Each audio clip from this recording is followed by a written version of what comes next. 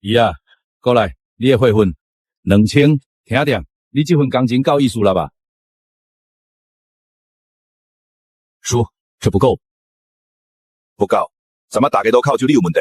这趟出海，航线是我3天前摸潮汐定的，暗礁是我一处处绕过去的，鱼群是我凭水色定位的，我一个人的活顶他们3个。你给我的钱跟班会的船员一样多，听见没有？欧阿瑟也行顶恁3个，恁3个听见没有？鱼仔，话不能这么说吧？海是大家伙一起出的，鱼是大家伙一起拉的，怎么就成你一个人的功劳了？就是，你站在船头看两眼就叫干活了。我们在甲板上搬了一整天鱼筐，手都磨出血泡了，谁看见我们喊累了？鱼仔，做人要懂得感恩。你叔父让你上船就是给你口饭吃，你现在站着吃饭还要嫌肉少。你们说的对，鱼是大家一起拉的，但你们告诉我，没有我站在船头看潮，你们往哪个方向拉？这10年，你每一次满载而归，账本上写的全是江镇海船队丰收，但那些航线是我一条一条摸出来的，那些暗流是我一趟一趟记下来。你坐在舱里喝茶的时候，我在甲板上看海；你数钱的时候，我蹲在船头记潮汐表。你管这个叫大家一起干的活？姨啊，你今天是专门来扯事的。我不是来找事的，我是来问你，这10年所有的渔获，你都记在自己名下。秋季宗亲宴的筹办规则是按全年渔获总量排名的，渔获头名的人承办秋季，拿回祖宅继承权。你把这些功劳全吞了，为的不就是这个？你放什么屁！你个没上心的！我倚了你全家10年，恁爸当年那个欧郎用，要不是我收留恁，恁该早啉死白风去啦！恁妈迄身体干不了正卡，恁爸连条像样的船都没起，是谁给恁一口饭吃？你现在插在我的船上，骗我的钱，吃我的饭，船头甲我拍板，你算什么物件？你甲恁爸一个特性，本事无的，脾气倒无小。恁爸这边来最大的本事，就是3条鬼顶这后正。当时在妈祖庙紧缩红收了就还，大家伙拢听到了吧？这10年，鱼仔和爸妈住的是柴房，漏雨漏风，冬天冷得睡不着觉，这算哪门子收留？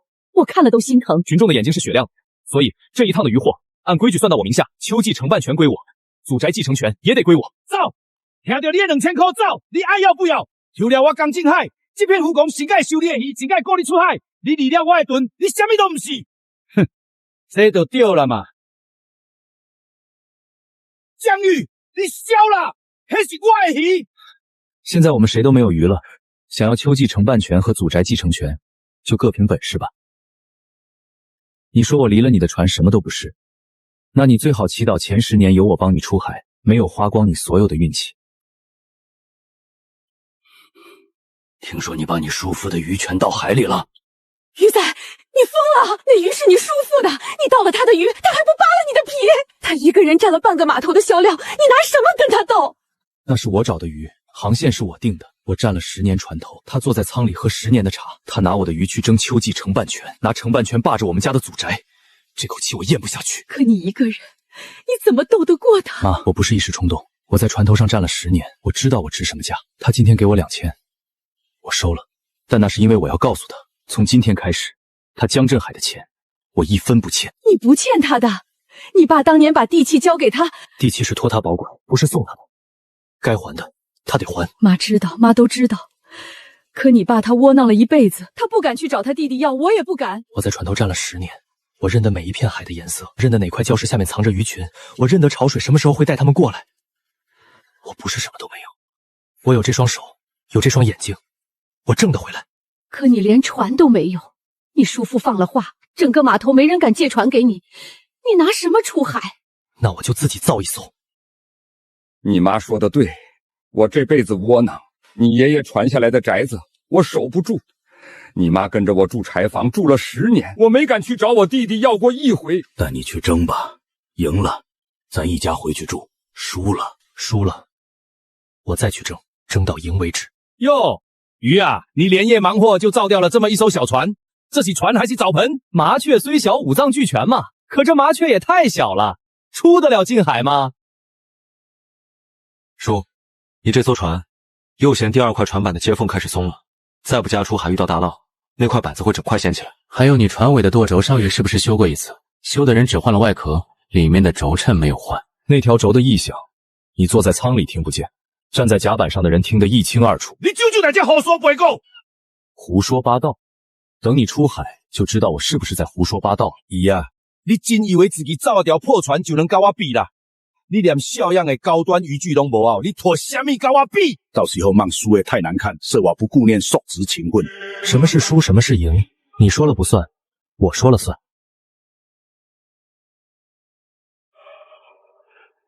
大风后天午前就来，潮位会比平时高出1截，暗礁会被淹掉大半。要变天了，有的人很快就该尝尝苦头了。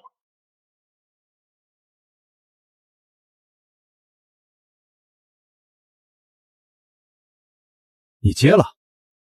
是。黑龙湾那片海暗礁密布，乱流交错，没人敢去，你凭什么？老板，这人就是江宇，江振海那个侄子。码头那边放了话，谁跟他沾边，就是跟江振海过不去。江振海不敢接这活，你心里清楚，他连黑窑湾的暗礁分布都说不全。你这批鱼香鱼期一天赔一天，拖得越久亏得越多。我敢说，除了我，没人能完整打捞我。我也不要你那5万块，我只向你借活鱼暂时水箱、充氧泵、保温隔舱、防水鱼筐。你就不怕自己回不来？我是海的孩子，没人比我更了解这片海，不然江振海的船也不会10年来次次满载而归。好大的口气！冲你这底气，我信你。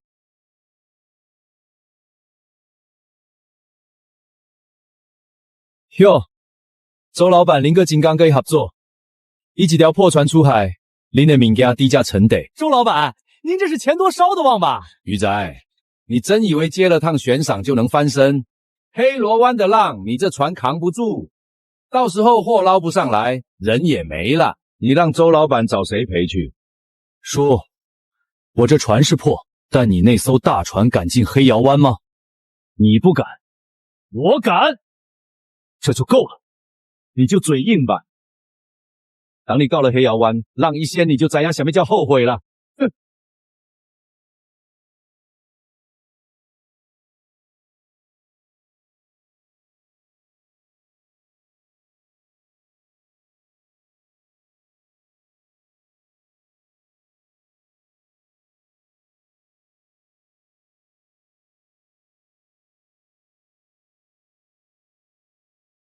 水位比昨天高了近2尺，往日那条安全航道现在水下全是暗礁，雷达扫得到礁石，但扫不到潮水把礁石顶到什么高度。江振还只信船上那些仪器，不懂看水色、行海风方向来预判暗流。近期大潮涨潮暗礁群的位置跟往日完全不同，不靠祖船观海本事，根本分辨不出哪段能走，哪段不能走。他这趟没有我江玉护航，必出事。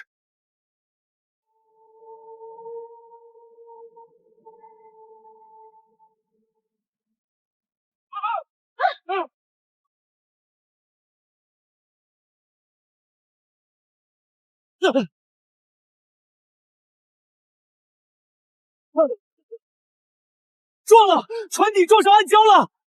完了完了，这个声响船底肯定破了。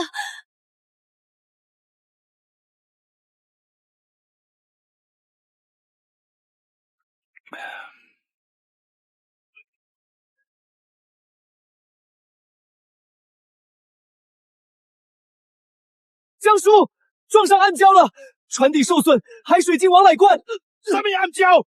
雷达上不是显示无了吗？雷达扫的是海底地形，潮水深了，有些暗礁不是固定的。北海水冲到各处，暗礁位置变了，中上的期待来水面河翻刺，一去无扫过。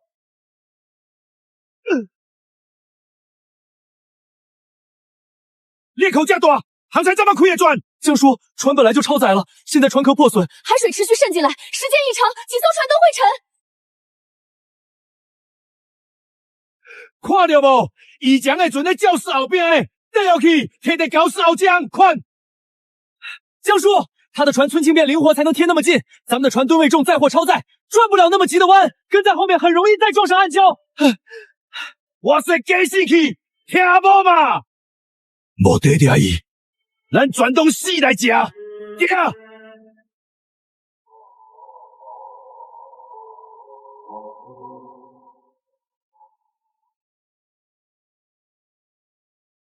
大船吃水深，转向慢，贴着礁石走，就是拿船壳往暗礁上送。又撞了！再这么下去，船底要全裂开了！江叔，不能再跟了，前面礁石越来越密，咱们过不去的。江苏，雷达显示这片海有鱼群，大鲲就在其前面来200米。江苏，船都这样了，不能再下网了，先保命要紧。下网，再大鲲鱼错过了就没了。江叔，船底在吸水，再下网船更沉，根本撑不住。我说下网，拢给我动起来！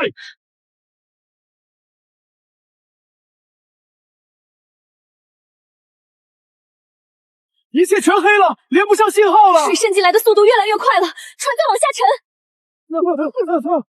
跟钓鱼仔的船了，前面全写暗礁，不能再往前了。掉头，掉头！江叔，现在掉头也危险，但继续往前，一整船人都得死在这儿。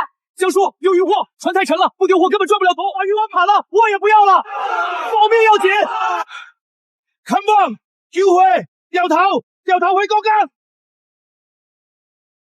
这么大的浪，这么岛鱼群，大船又超载，撞了那么多下暗礁，船底已经不行了。要是江振海执意不肯折返，继续往礁石区深处走，今天有去无回的只会是他自己。黑礁湾外围东侧有一股乱流，贴着礁石底部走，往西拐进回水区，落水的鱼相轻，会被潮水推到凹岸位置卡住。我知道了，周老板那批货的位置就在这个凹岸处。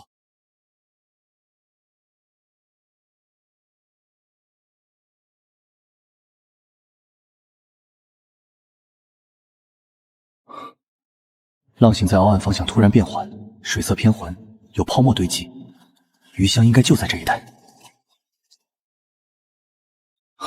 找到了！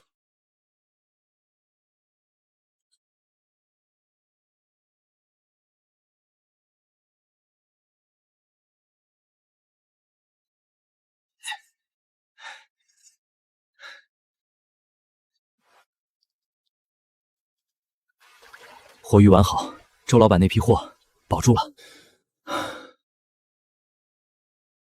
大鱼群过境，这片回水湾底下藏着大家伙。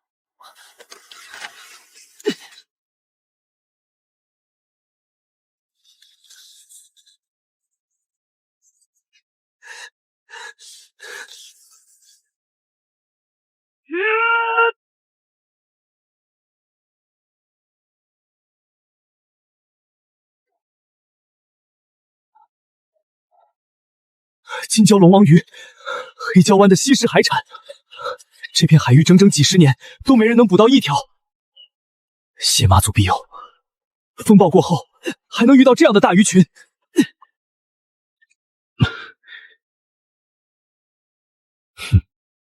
既然来了，不能只带一条回去。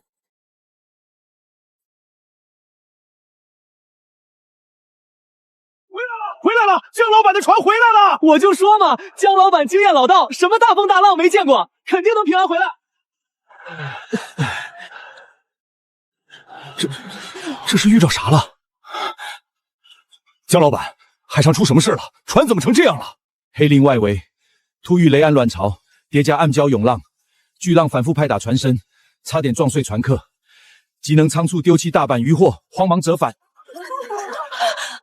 江振海，鱼仔呢？你看见鱼仔没有？鱼仔的船呢？他跟你一起出的海。哇，吨位十足的大船都险些葬身海中，他黑艘破船必定早已被大浪吞噬，为了海鱼。还他妈！妈祖娘娘，求您保佑姨仔平安回来。他从小在海边长大，会看潮，会变浪，他不会出事的。妈祖娘娘，您给我个准信，姨仔到底还活不活着？风平浪静了，看样子伊也是再也回不来了。那可不，江苏的大都差点折在欧游湾，以几条破船能顶虾米硬？这场秋季大典还有江家祖宅，终究还是江叔的。白发郎上鹤匪郎，可怜呐！大哥，少吉，吃哀吧，伊啊迄囡仔命不好，恁姥姥往后到老无人送终，我看着也心酸。祖宅留了也无用啦，恁俩查探大水集团机也是空荡荡诶，不如交给我替恁打理。往后恁有个病痛，我还能照应照药。江振海，你按照渔村老规矩，以传递圣火为仪式，象征秋季承办权与祖宅继承权正式归于承办人。火把从老到少依次传递，最后落到承办人手中。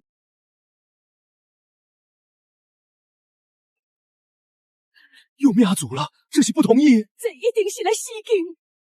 船，补给刀船回来了。是在船。你啊！多谢妈祖保佑。这没可能。鱼啊，你这两天躲到哪去了？恁头生肯定连像样的海会都无捞掉。我的，全是我的。这品相至少3斤以上。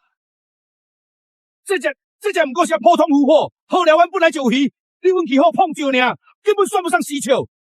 是吗？如果连我这虾都算不上好货，那你的那些，既然你想要看稀有货，那也给你开开眼吧。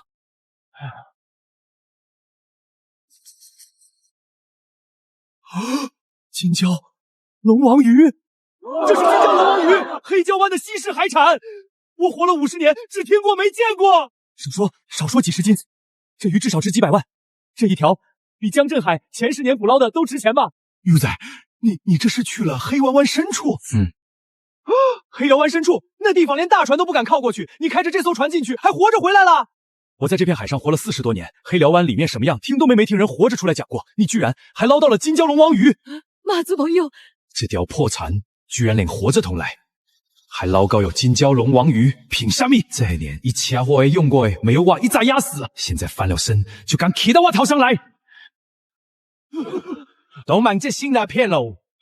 不过是运气好碰见一条死鱼漂在水面上好起来，伊一个埋头小大，这条破船能有什么真本事？江振海，你说谁没真本事？前2天你在码头是怎么说的？你说我家鱼崽为了海鱼，说的我们2口子活该。这些话我一句都没忘。现在雨儿活着回来了，带着满船的海货，一条金蛟党王鱼顶你10年收成，你倒好，张总是运气。江振海要不要脸？你霸着我家祖宅10年，还说我绝后，谁给你的脸？你们一家子合伙来挤兑我！江叔说错了吗？玉仔靠不是江叔的船队混了这些年，连海都没出过几次，现在捞到一条鱼就翻脸不认人？还有你们2口子，以前住着江叔的偏房，吃着江叔的饭，现在儿子回来了，就敢指着鼻子骂白眼狼一家，谁给你们的底气？鱼仔，你别忘了，你爹当年跪着求江叔收留你们一家，要不是江叔心善，你们早饿死了。现在翅膀硬了就想飞，忘恩负义的东西！你说谁跪着求？我说错了吗？你爹当年那个窝囊样，全渔港谁不知道？我爹跪，是因为他把亲弟弟当人，他信江振海会守住祖宅，守住承诺，但江振海不配。你说我靠你的船队混，那你自己说说，你这10年哪一趟出海不是我在船头看潮？哪一趟满满载不是我在半夜3点爬起来观天象？你在船舱里喝茶吹牛的时候，我在甲板上吹海风，你管这个叫混？你说我爸妈住偏房吃闲饭，江振海霸着我家的祖宅10年，仓储、占位、走货全用着我家的地。我爸妈住的那间偏房是我江家祖宅的柴房，霸着我的宅子，给我爸妈住柴房，现在说我爸妈白吃白喝。谁忘负义，谁心里清楚。我在船头看海看了10年，你连黑礁湾的潮汐是什么方向都说不出来。你除了会坐舱里喝茶，还会什么？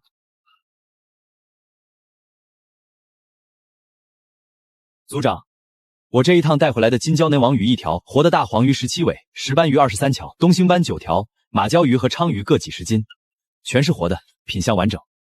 他带回来的死鱼3筐，大半翻肚发白，活着的零星几条，品相也一般。按照渔村规矩，海货比拼以总量和海产珍惜度定胜负。我的鱼货，无论数量还是品质，都比他强。妈祖秋季宗亲宴的筹办权和祖宅继承权该是我的。对啊，大家都看见了，乌鸦鱼转是花诶，龙王鱼更是百年蓝鱼，这样不算用。就是规矩就是规矩，否则同做了妈祖，比试金雄厚诶，雄羊水鸭水板板。现在给我明白的。按照比试规矩，鱼货比拼，将与胜出。妈祖秋季宗亲宴主办权和祖宅继承权归江鱼，所有人不得有异议。红鱼的地，寡有好受。秋季宗亲宴交接仪式重新开始，请火把。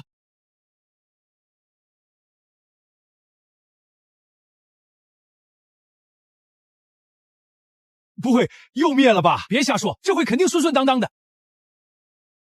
没灭，鱼饵接住了。妈把主应了。秀，红莲笑，看恁灵笑个意思。妈祖已应。4天之后，妈祖秋季宗亲宴正拆席，由江玉全权筹办，每家每户听鱼子安排，齐心协力办好这场大典。这是咱们渔港世晒传承的根，是祖祖辈辈留下的命。办好宗亲宴，就是敬妈祖、敬祖宗、敬这片海。谁敢怠慢，就是冲撞妈祖，忘本忘根。好，听鱼仔的。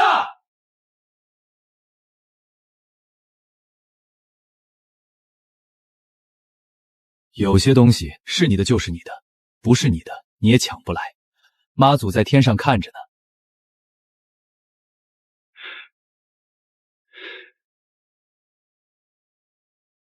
你等着瞧。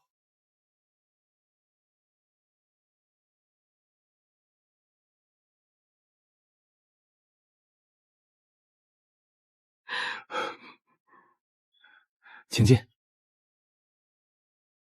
终于回来了。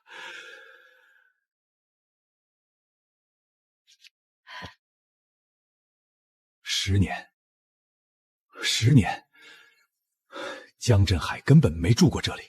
仓储室的门一直开着，别的地方全是灰，他就是在用咱们家的仓库堆货。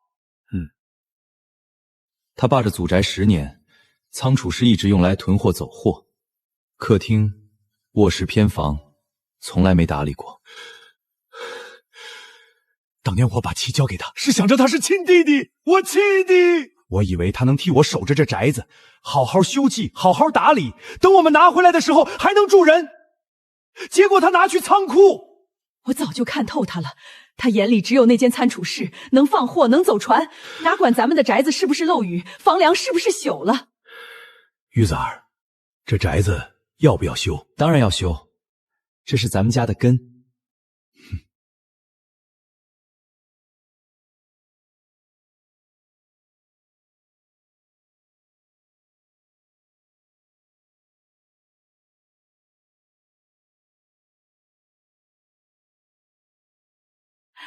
这才是家该有的样子。对，这口气总算顺了。一仔，我有点事要跟你说一下。组长出什么事儿了？是啊，您倒是说啊。这个祖宅的继承权现在是你的没错，你们一家也可以搬回来住，这个没问题。但是祖宅的实际使用权还在你叔父手上。什么意思？使用权不在我手上，那我拿回的是什么？继承权是你的，房子是你们家的，这个谁都改不了。但仓储室、印海博船类，还有宅子外围那片装卸货的平地，这些的使用权，早年你叔父找你父亲签过公证协议，划给到他名下了。什么公证协议？我什么时候签过这种东西？对啊，地契是我们家托他保管的，哪有把仓储和岗位单独划出去的道理？组长，早年公证协议，仓储室驳船围的使用权归我，这白纸 A 记签过诶。现在无那材料继承权，他都爱耶，我用我的，互不干涉。你按这份协议搞一公清楚就行。渔村历来没有这样的规矩，祖宅的地契是谁家的，地上的一切就归谁家，仓储和泊位都是祖宅的一部分。组长，你想想，在您商业时期拖起来，拐骗的水帆商指令我的船队，纯充的渔货外系我建构我的渠道，每年码头基建维护、冰库的电费，哪一项不是我掏的钱？你要是不满足这份下一办事，那我就把船队撤了。没人收渔货，没人维护码头，我看这个渔港还能撑几地。组长，这就是走个形式，房子还是他们家的，只是仓储和泊位暂时归镇海各用，不影响什么的。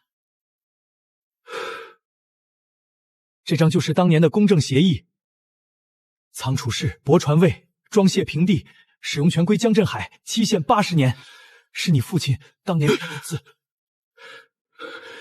是我签的。当年他说只是暂时代管，我没细看。80年，他倒是敢写。哎仔，我知道你心里不痛快，但听我一句劝，别跟你叔父硬碰硬。他在这一行经营了这么多年，商号攥在他手里，谁跟你合作，谁收你的鱼，说谁你出海就是跟他江镇海作对。现在整个渔港没有商户敢收你的货，也没有船主敢雇你，他凭什么？玉仔刚赢了比试，拿回祖宅继全权，他转头就封杀。凭他攥着外销渠道，商户收了他的货才能卖到外地，不收他的，人家就没货可卖。他不是封杀你一个人，他是掐断了所有可能跟你沾边的人的活路。话我带到了，你们自己掂量吧。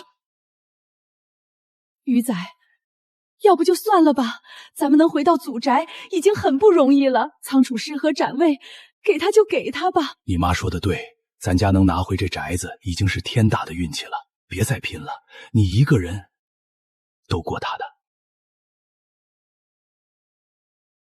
列祖列宗在上，孙儿刚把祖宅拿回来，就有人要把它拆成2半。仓储是祖宅的根，把位是祖宅的命脉，把这2样割出去，祖宅还叫祖宅吗？他想要我知难而退，那我就偏不退。他封杀我，我就自己找销路；他不让我出海，我自己修船，自己找渔场。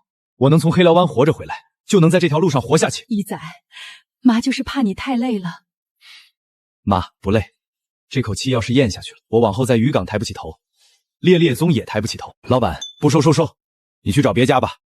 鱼仔，不是我不想要，你那些鱼成色我看了都眼馋，但你叔父发了话，谁敢收你的货，他以后就不给谁供货了。我这小店儿全靠他，对不住。鱼仔，你别怪我不给面子。你叔父那边的人前天就来打过招呼了，你这鱼是好鱼，但我真的不敢收。我这一整栋楼的食材都靠他的船队供着。我明白，不怪你，对不住啊。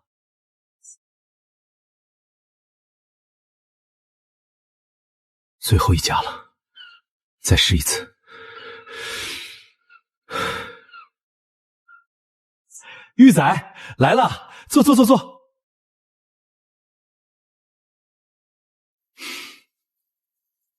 今天跑了5家店，周老板是第一个给我倒茶的。你这人实在，我看得出来。你那个叔父表面风光，背地里净干些断人活路的事儿。我周明远做生意，认货也认人。周老板，我今天来是想问您，愿不愿意收我的鱼货？鱼仔，你让我收你的鱼，总得给我个理由。我凭什么放着现成的稳定渠道不用？我从小跟着我爸学观潮，6岁能看浪形辨风向，12岁能凭水色判断鱼群位置。整片近海的黑礁湾、暗流区、回水湾，潮汐走什么方向，暗礁分布在哪里，哪片海域在什么季节出什么鱼，我全部烂熟于心。你之前那批落水的鱼箱，黑礁湾那片海域，别人连进都不敢进，我进去了，完好无损的全部带回来了。你给我一个机会，你的商行以后不会缺好货，别人只能在近海捕些常见鱼种，我能去的地方他们去不了，别人认不出的大鱼群我能找到。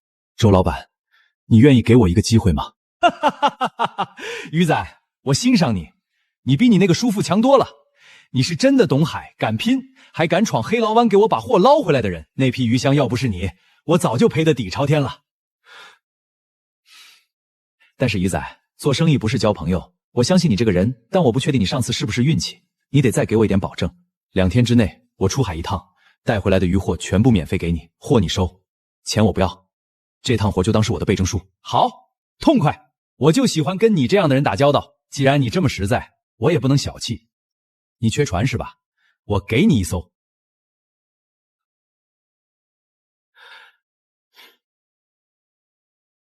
周老板，这船真的愿意给我用？我说了，合作要拿出诚意，你给了我保证，我也得给你底气。你那条旧船跑近海还行，去远海补好货，没有这样的船怎么行？船是借你的，油钱我出，渔具我也配齐，你只管出海，补回来的货我按市场价收，咱们公平买卖。周老板，你放心，我江宇不会让你亏。行了，别说的那么重，去吧，去熟悉一下船，明天就能出海。周明远还真敢跟他合作，这事儿得赶紧告诉镇海哥。爸妈，我跟你们说个事儿，今天我去周明远周老板谈妥了。谈妥了？他愿意收你的货？愿意，而且他不光收我的货，还借我一艘船。借你一艘船？多大的船？中型渔船，比那条旧船大2圈，船尾是新装的柴油发动机，驾驶舱也干净，够跑远海了。他真愿意借给你？什么条件？我出海捕到的渔货，他按市场价收，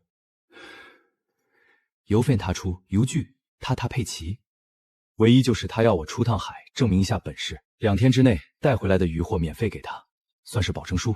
这是贵人了，一仔，你得好好把握。周老板肯这样帮你，你对得起人家的信任。对，周明远这人我早听说过，是正经做生意的，他愿意拉你一把，你就得争口气。玉子儿，明天出海，风平浪静，鱼群满网。妈祖保佑你平平安安回来，满载而归。好，风平浪静，满载而归。镇海哥，我今天下午在码头看见周明远跟乙仔站在一起，周明远给他看了一艘船，蓝色的，停在东侧达位，看起来是打算给他用了。周明远，你敢！我江正焕在这码头经营了10年，无有我讲好，伊咧双hand贴面，曾受到船头好，打电话给赵万山现罪。喂，这么晚了，什么事？赵老板，周明远那边出点事，伊甲我迄个给子江鱼搞到捡去了，你看无咱找这由头，甲伊差点不痛快。我知道了，他最近不是有个大单要赶吗？我让人给他添点堵。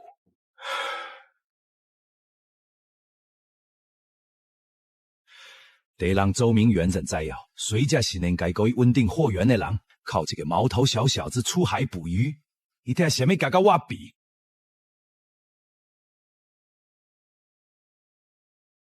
鱼仔，刚接了电话，有一个大单突然突然上来，要5磅大黄鱼、10条东星斑，还有一批石斑鱼，量很大，今天内必须交货。这个单子来得太突然了，时间卡得这么紧，指定要的货全是名贵军种。我怀疑是有人故意给我下的套，谁不知道这种大单不可能一天备齐，就是逼我去求人。你要是觉得太赶，我可以想办法拖一拖。不用拖，周老板，你放心，我肯定让你漂漂亮亮完成这个大单。那个大单我给周明远下的，5筐大黄鱼、10条东星斑、一批石斑鱼，今天内交货。他接也得接，不接也得接。伊若是玩不上，就得来求我，到时候看下双方的招牌，搁蹭面蹭的手。不过你那个直事儿还挺能折腾的，真以为靠着一条船就能翻身？这行靠的是渠道，不是靠2条胳膊。年轻人嘛，不掐点苦头，不知道天高地厚。等来把周明远也拖下水，我看你再嘛收场。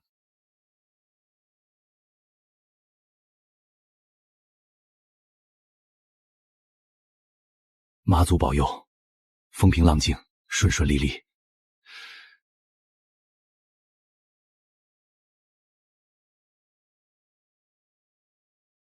妈祖保佑，风平浪静，顺顺利利。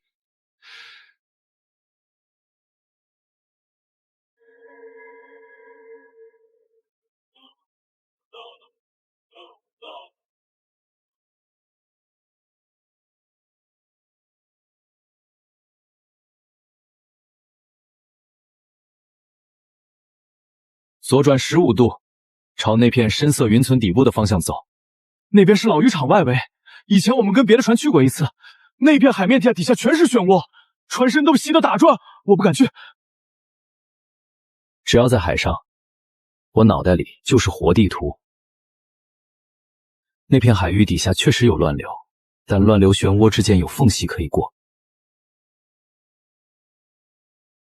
我从小就摸清了那一片的潮走向，知道哪里有路，哪里不能走。周老板那边有个大单要赶，全是名贵货，走常规航道至少要半天到渔场，根本来不及。走这条航道节省2小时，相信我。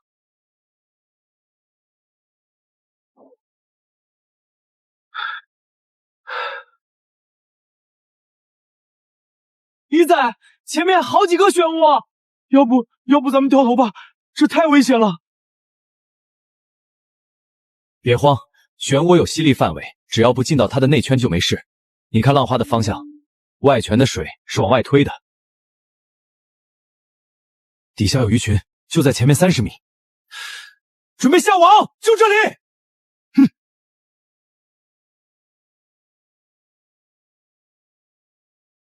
底下有鱼群，就在前面30米。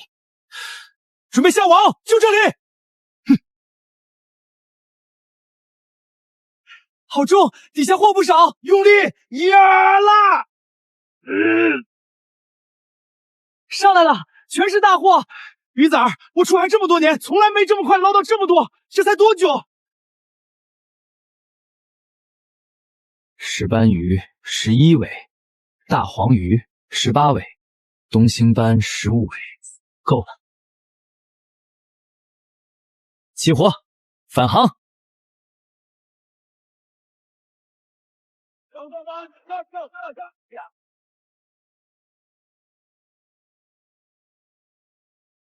那这只亏，才偌久？去看看，我微信一只亏就能完成。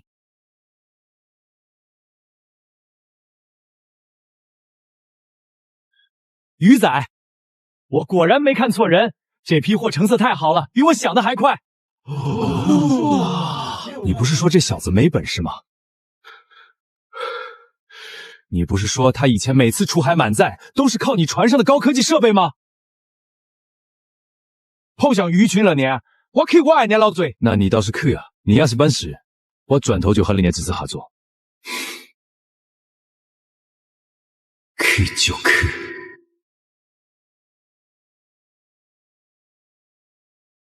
碰上鱼群了呢，我去我爱你老嘴。那你倒是去啊！你要是本事，我转头就和你的侄子合作。去就去。鱼仔，这批货收完了，你今天给我挣足了面子，该结的账一分不少。周老板，你先忙，我回去歇一下。去吧，好好歇着，明天还有秋季大典的硬仗要打。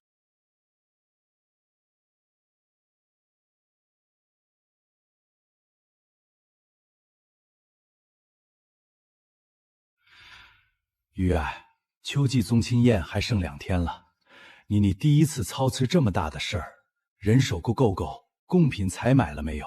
祭祀流程你心里有底吗？爸，你放心，我早就把流程梳理好了。贡品这一块儿，我跟几位阿婆核对过妈祖祭奠的老规矩，该准备的东西一样没落。五鲜果、糕点、香烛，全部列了清单，明天一早就能备齐。场地布置也跟村里几个年轻人商量过了，红绸、幡旗、祭台的位置都定了。他们明天一早就来帮忙搭台。秋祭当天要抬神轿、摆供桌、分祭品，维持秩序，光靠你一个人可转不过来。我跟阿婆家说好了，她帮我联络几个手脚麻利的妇女，负责摆供和分祭品。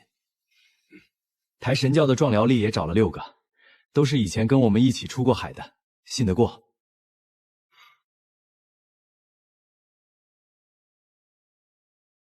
礼乐那边，妈祖庙的老乐师愿意出山，说秋季大典不能没有古乐，他到时候带人来。鱼仔，妈祖秋祭不是普通的村宴，这是全渔港世代传承的大典，敬的是妈祖，敬的是这片海，步骤不能乱，规矩不能少。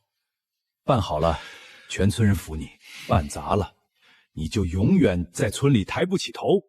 爸，我知道，这次宗亲宴不只是一顿饭，是咱们渔港的根。我借此大典，把全村渔民的心拢到一块儿，不想再由叔父一行人独自把控外销门路。大伙儿应当同心共事。你叔父那个人，之前输了比试，丢了面子，他不会就这么算了。秋季大典是全维港的脸面，他到时候不一定会老老实实在旁边看着。我找了都督江崇山，让他到后全程站在主位旁边盯着。他是公证人，有他在场，叔父的人不敢明着乱来。贡品那边我让阿婆人看着，外人靠近供桌。礼乐和抬神轿的人都是我自己挑的，叔叔买不了。你叔父最爱背后嚼舌根，他惯用的招数就是散播谣言，挑拨你跟村里人的关系。你这2天多跟乡亲走动走动，让大家亲眼看到你是怎么样操传不开。我记住了，这2天我亲自挨家挨户走一趟，把分工和流程当面交代清楚，让大家都参与进来，有忙出忙，有物出物，把这场大典办成全村人的事。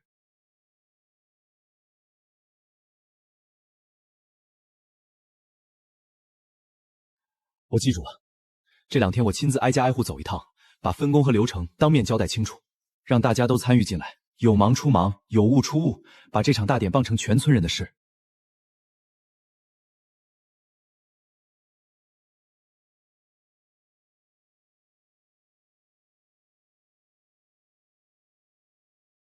祭台设在这里，幡旗要顺着风向挂。鱼仔，之前叔父那边的人来打招呼，我不敢收你的鱼，对不住。过去的事不提了，大典那天你帮我看着供桌西侧，别让人靠近就行。你放心，我肯定盯紧了。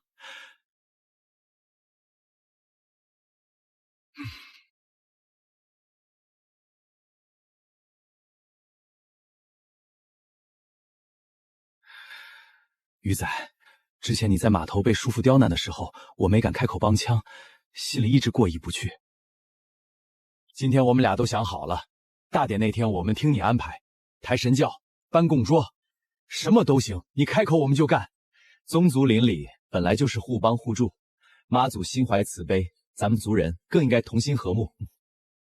过去的杀典那天，咱们一起把活干好就行。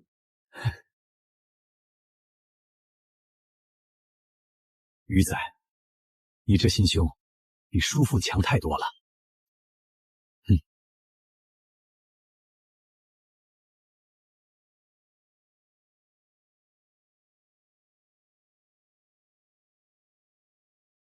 按规矩，宗亲宴各家户头都要出人出拎，还你家要祭台西侧的桌椅搬运，具体清单我放在门口了。年纪轻轻野心倒不小，刚拿回族爱继承权，转头就独占秋季举办权，现在还想来指挥我？你这手是想我种个鱼头港，都攥在家己手里。叔父，我按规矩办事，不是全村的事，每一家宴是全村里的一分工，我照规矩通知你，仅此而已。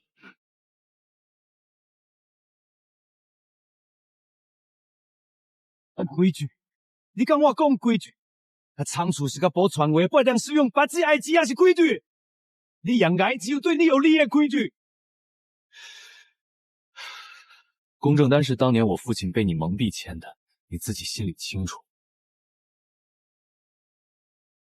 使用权的事我已经找过族长了，我会把这件事理清楚。今天我来，只谈秋季大典分工，不谈别的。强啊，翅膀硬啊，送外都有底气的。但你想想，你一个毛头小子，操起这样大件大典，村村几百双眼睛盯着你，一个环节出了错，它就是全渔港的笑话。告诉人哪家收抢，到头来终究还是要我帮周全打理一切吧。我自幼常年出海，各类天气状况我早已熟知，懂得安稳把控航向。大典也是一样，各处事宜细致看管得当，一切都会安稳顺利。叔父你放心，我既然接了这个活，就不会让他办砸。嘴硬！你知当年你爸为什么要给地契交给我吗？因为他知自己没本事撑起这个家。你爸去在哪？莫非多读了2点海图罢了？我爸把地契交给你，是因为他把你当亲弟弟，他信你，你辜负了他的信任，罢了祖宅10年，现在还拿这件事来戳的心。叔父，你亏不亏心？公道自在人心，妈祖自有天意，我该得的一分不会让，我能扛下的责任不会推脱。你安分守己，咱们各司其主。你那蓄意捣乱，那就是冲撞妈祖违逆族规，族长和全村人都看着。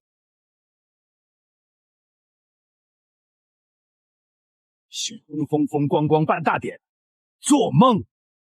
你个蛋鸟！你那蓄意捣乱，那就是冲撞妈祖违逆族规，族长和全村人都看着。想风风光光办大典，做梦！你个蛋鸟！白天的事你也看见了，迄想得挨家挨户包了一款，村厝人都互伊收买了。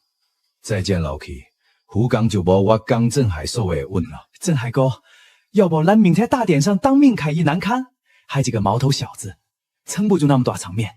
只要这个环节出错，当面闹还是冲撞妈祖。村村人盯着，谁敢在祭典骚乱，他就是转村刚作对。不能明着来，明面上不能动，那就暗地来。我已经安排了船队连夜出发，去外海新水域抢捞一批名贵海货。明家地点正之前船满归过来，在码头当场卸货，到时用亲眼看过来，谁才是能搞到大货的啦？这叫好！替在大典上忙前忙后，临这边船队满载回来，风头全被抢走，西海点功劳就没人记的啦。抢风头只是最浅的一层。我要的是村村人亲眼。我江镇海哪怕不当秋季主事人，回港quyền甲黑路也是握在我手里。以将而办大典再风光，供货还得靠我。还些商户蛮久用赌的呢，看见我的船队能拉回大会，自然知影该定属战队。那名船队一回来，码头上100货，不用拎亏口，商户们子一就围过来。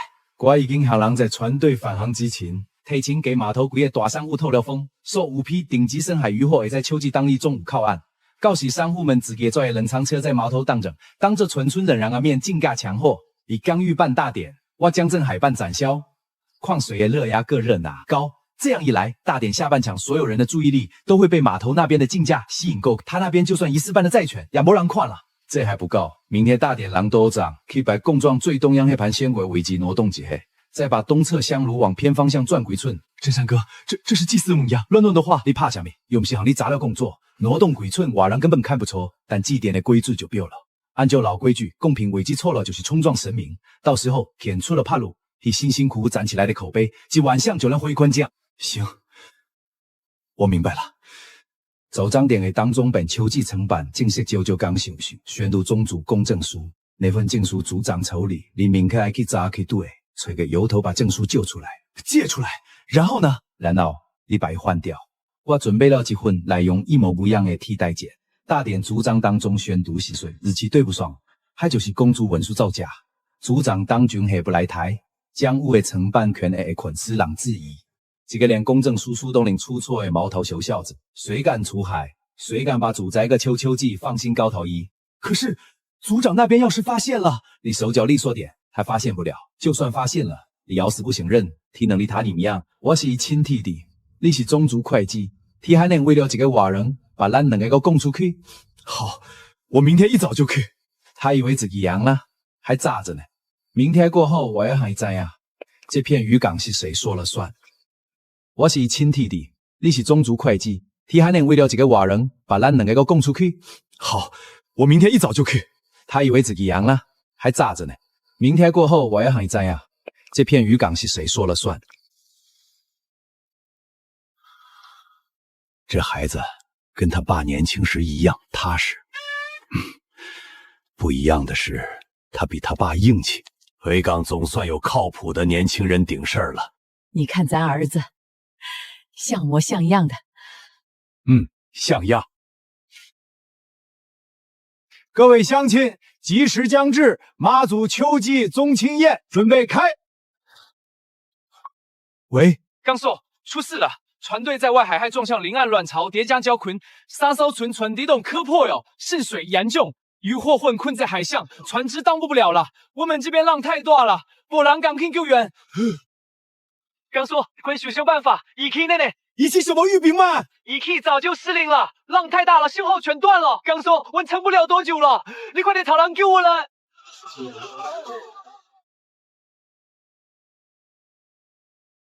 我安排好了，只是公证署组长不见，我怕顺带也掏过来。计划有电，新梅麦通宵。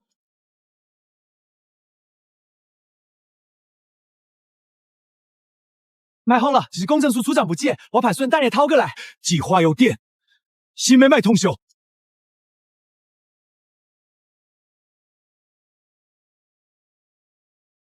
弟啊，船队在外出事了，你帮我出海救援。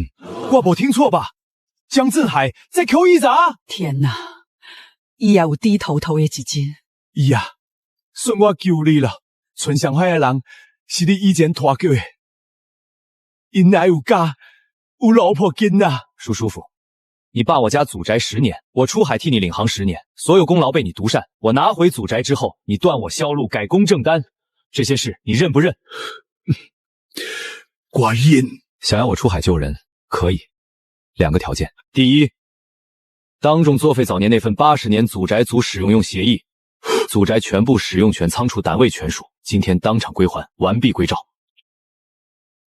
第二，当众解除对我的行业封杀，当着全村乡人和商化的面宣布，从此任何人可以自由与我合作，不得再恶意排挤。伊啊，现在村上的人当起，你拖了如骨，你们就如危险，你答不答应？我答应。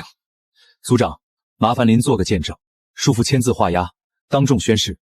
我江振豪在起立誓，即日起归还给港寨全部使用权，该处对港有的全部封禁，如有备，天理荣。族长，大典等我回来继续。备传，出海救人。在起立誓，即日起归还给港寨全部使用权，该处对港有的全部封禁，如有备，天理荣。族长，大典等我回来继续。备传，出海救人。姨仔，大典不是刚开始，船能走吗？油够不够？够，昨天刚加满的。周老板，借你的人跟我出一趟海。走，我跟你去。姨仔，大典怎么办？等我回来再办，妈祖不会怪我的。姨仔，船再往前走，浪会更大。你确定那几船的位置在这边？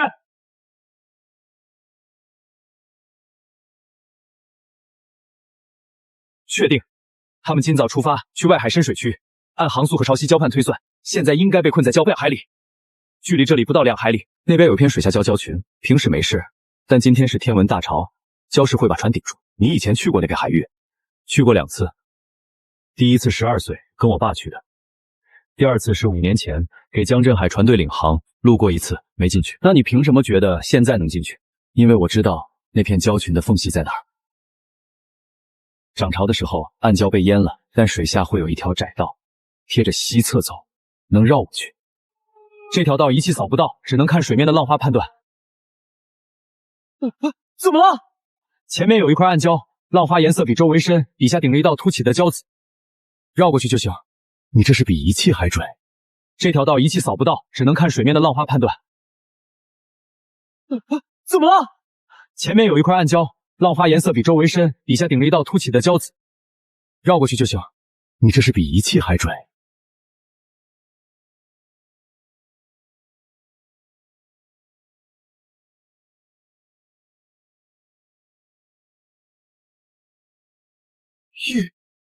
鱼仔，船底 K 口在哪儿？右舷下方3道裂缝，最大的那条快2米了。我们堵了2次都堵不住，水渗进来太快了。木板有吗？有，但这边的潮水太急了，我们试了刺都钉不进去。别站着，去把防水布拿来，压在木板外侧，再做几个水桶，把舱底的积水清出去。一仔儿，以前我们在码头上笑话你挤兑你，那是我们眼瞎。你叔父的船刚才在外围绕了3圈，连进来都不敢来，说风浪太大，仪器不准。可你连仪器都没看，直接就开进来了。我们今天要是没遇上你，这整船人都交代在这儿了。鱼仔，从今天起，我们这条命是你给的，以后你说什么我们就干什么。先返航，大典还在等着。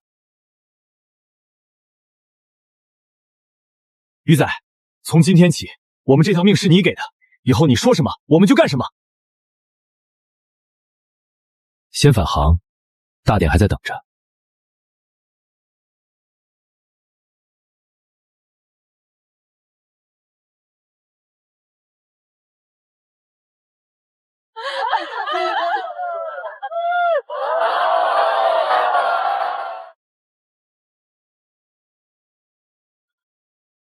妈祖保佑，让船船姐姐回来了。看见没有，沙洲村带回来了，一个人都没救。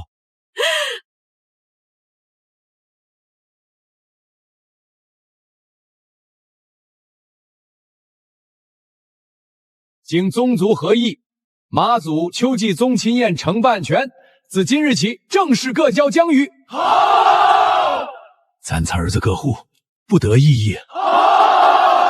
江家这囡仔受到句走在，真地主海浪啊，龙斗之良心，咱后一头总算有盼头了。江家这囡仔受到句走在，真地主海浪啊，龙斗之良心，咱后一头总算有盼头了。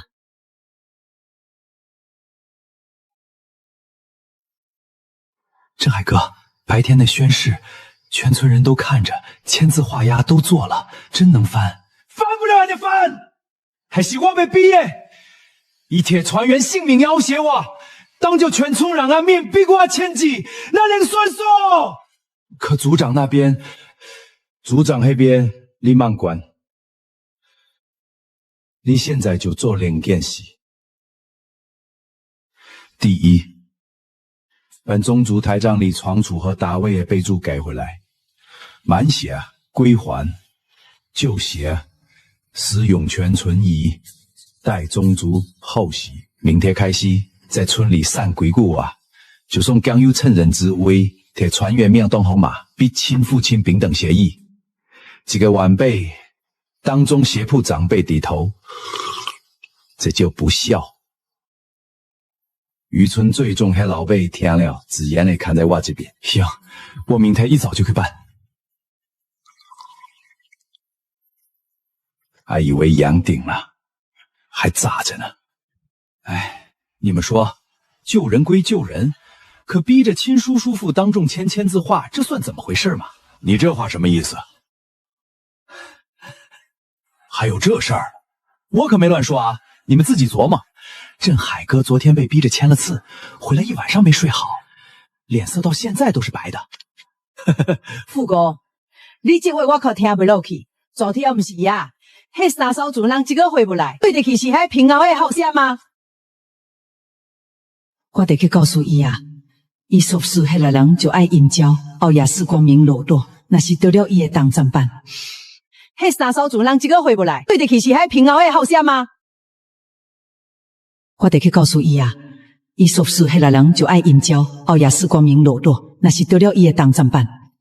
哎呀，你叔父有动歪心思了，苦苦去打在汉口，甲几个老冤交舌根，互你救人相喜欢，比你说个签苗谢宝是不孝不义。阿婆，没事的，不要担心。不是，这还不够。老一辈最看重孝道，这名声那是传开了，你在村里好不容易站稳的脚跟，又被人动摇了。阿婆，他散他的谣言，我做我的实事。我这些年做的事，有人证，有物证，不是他几句话能抹掉的。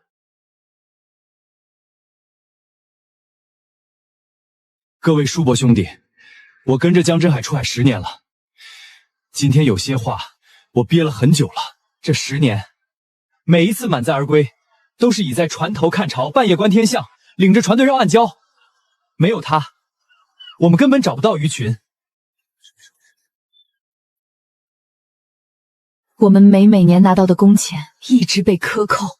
江振海说船队开支大，可实际上大部分钱都进了他自己口袋。鱼仔领航10年，拿的工钱还不如一个普通船员。这次外海出事，江镇海的大船在围绕了3圈圈，说是一气失灵不敢进，是乙仔开着自己的船冲进来把我们带出来的。你们说，谁才是真正信得过的人？没见过一个好行人像有野这呢，受了10年委屈，还肯用去救火盲经笑坏的人。谁告以谢恩图报？伊投下你了，投入恁一句谢谢吗？我们擦边冤枉了好人。江振海这个人心坏了。伊投下你了，投入恁一句谢谢吗？我们擦边冤枉了好人。江振海这个人心坏了。鱼仔，这就是村里所有的产权账记录，祖宅那一页在最后面，你看一下。组长，这一页的墨迹颜色跟前后页不一样，而且年份对不上。上一次全村道账更新是5年前，这一页的备注是2年前加上去的。2年前加上的，谁加的？上面签的名字是江国过。组长，我需要拿这份道账去镇上做个笔记和时间鉴定。行，这是正经程序，我陪你去。快点，有人吵嘞！张彪的事你知了吧？我也是刚听人说，伊摕到证明去镇上，所谓做什么鉴定？你当初点的时阵，有无留下什么破绽？我改了年份，还重新抄过一页。墨迹颜色确实不太一样，但他应该看不出。你看不看得出不重要，关键是那份档档不能留我嘅。你想办法，明天之前开摕出来，或者给处理下。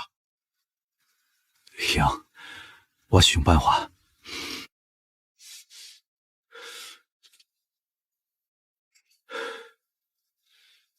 不行，这账簿是村里唯一的整本，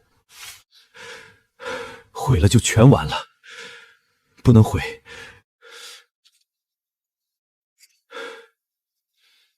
不行，这账簿是村里唯一的整本，毁了就全完了，不能毁。赵老板，您来了。这阵子挺热闹的嘛。鱼仔那边的货走得很好，周明远的商行天天有冷藏车来拉货。知道了，你先忙你的。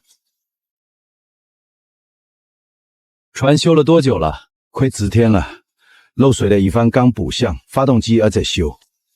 这里面有一笔钱，够你修船，外加收购一批散户的渔货。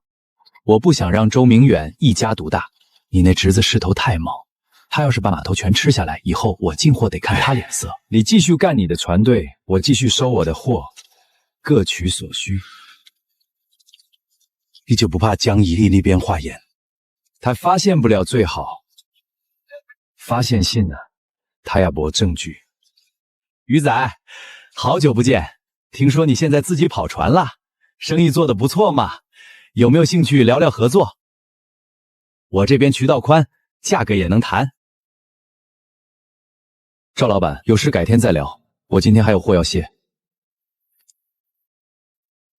敬酒不吃吃罚酒，我这边渠道宽，价格也能谈。赵老板，有事改天再聊，我今天还有货要卸。敬酒不吃吃罚酒。赵万山那边开申折了，这2天有3家小商户退了我的单，转头去跟赵万山签了短期供货协议，他给的价比我这边低1成半。他走的是低价走量，赚的是薄利销，那些小商户图便宜跟他签不奇怪。可这么下去，我这边的单量会越来越少。他不图赚钱，就是冲着赌我来的。他的货是什么品相？赵老山的货你又不是不知道，野生和养混着卖，养殖占70%以上，新鲜度也一般，离岸超过3天才到商户手里，那就行了。我们不跟他打价格战，他走低价，我们走精品。商户要便宜货，让他去找赵万山；商户要好货，只能来找我们。你具体怎么想？从明天开始，所有发出去的货每筐配1张标签，捕捞海域、捕捞时间、船号、船长签名，野生还是养殖，什么时候上的岸，全部写清楚。市面上的高端酒楼、酒店采购要的就是这个，价格翻1倍照样有人买，低端走量让给他，高端利润我们全吃。行，我这就去印标签，让他去抢低端单子，高端市场他进不来。你看，每筐都有标签，这筐东星斑，昨天早上6点离岸，下午到港，全程活水塘保鲜，捕捞海域是黑腰湾外围，船长签名是江宇。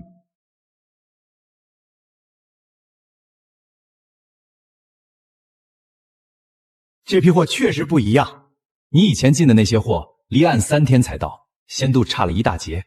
咱们做高端餐饮的，客人嘴刁，货好不好一吃就知道。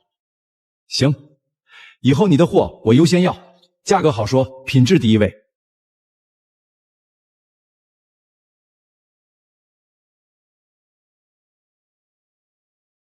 你说的对，高端市场他不进来，今天上午已经签了2家酒楼的长期单，都是看了标签后当场定的。他打他的价格战，我们做我们的品质。渔港的野生海货本来就稀缺，把稀缺的东西卖成稀缺的价格，才是长久的路。你这脑子不比那些城里生意的人差。渔港的野生海货本来就稀缺，把稀缺的东西卖成稀缺的价格，才是长久的路。你这脑子不比那些城里生意的人差。富国，镇上的鉴定结果出来了，祖宅那一页的墨迹确实是2年前补填的，跟5年前全村统一登记的时间对不上。你当时签的字是怎么回事？族长，那页我印象中是后来补充登记的，当时镇海哥说仓储那边有些细节要补录，我就顺手填了。那这一页的年份、备注、签名顺序都丢上正本格式，你填的时候没有对照原版吗？我可能当时手边没正本，就凭印象写的。富国，你做了20年会计，凭印象写雕账，这话出去你信吗？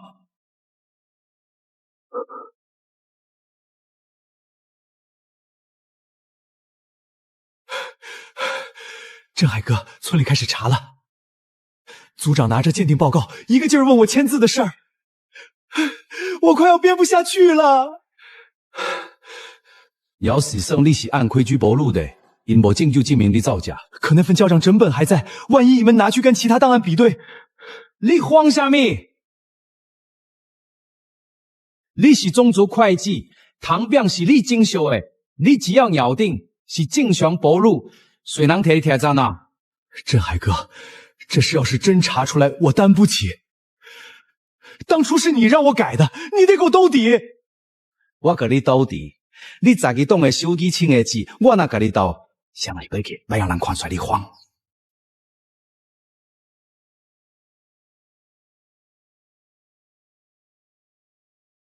让我改账榜的时候一口一个自家兄弟，现在出了事儿就翻脸不认人。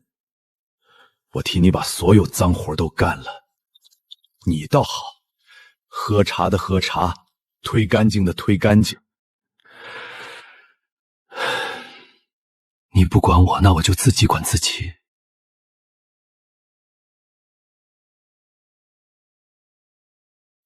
你倒好，喝茶的喝茶，推干净的推干净。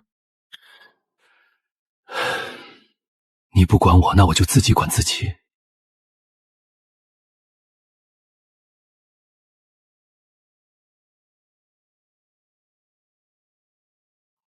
玉仔，你猜我刚接到谁的电话？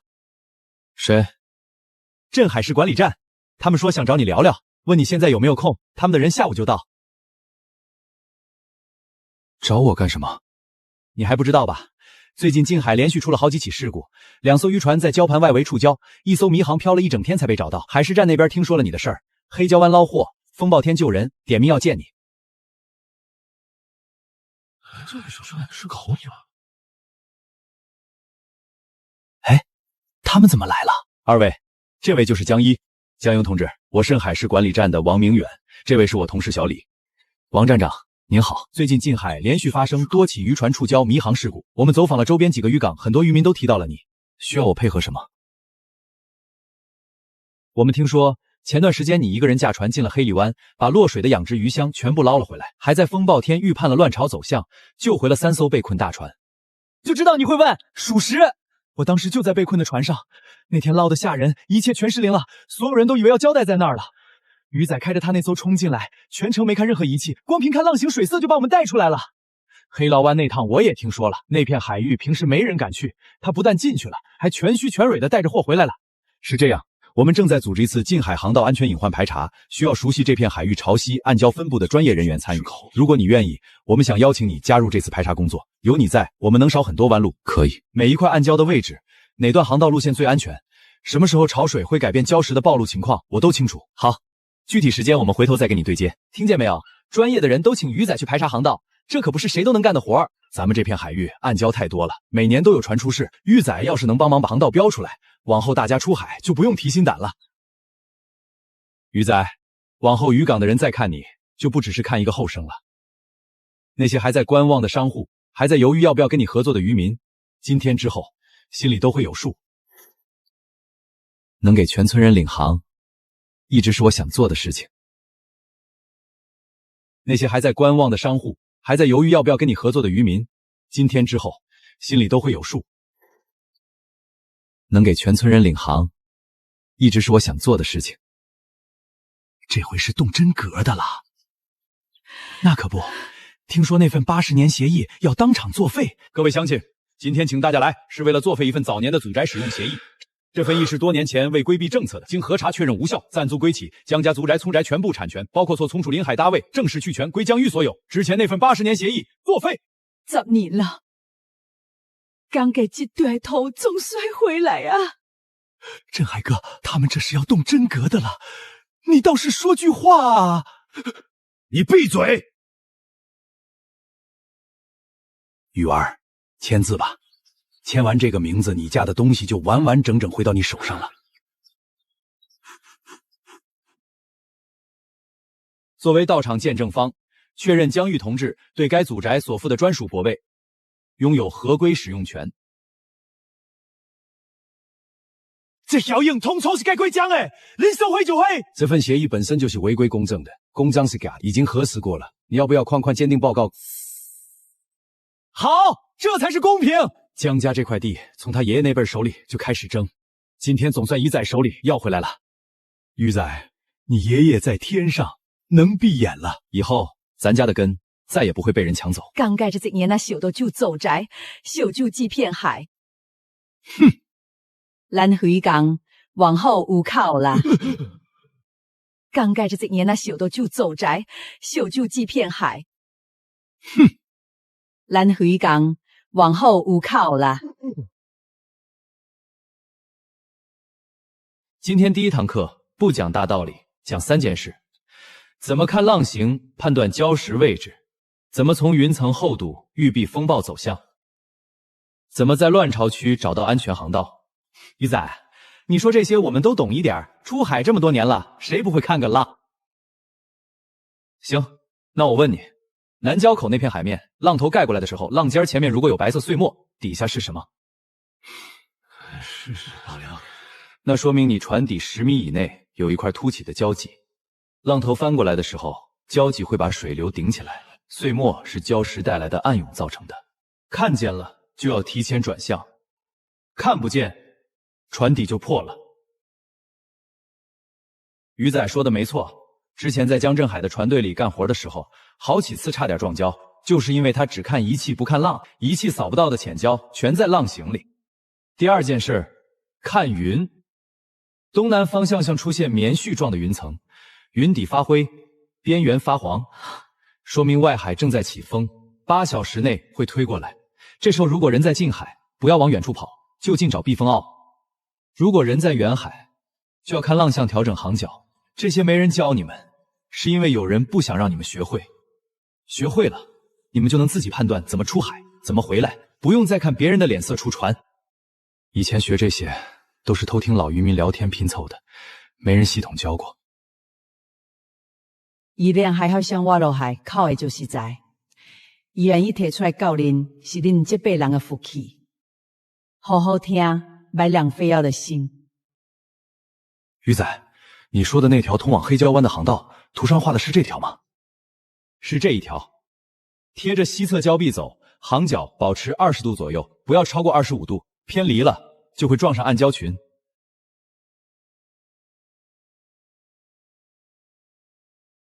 是这一条，贴着西侧礁壁走，航角保持20度左右，不要超过25度，偏离了就会撞上暗礁群。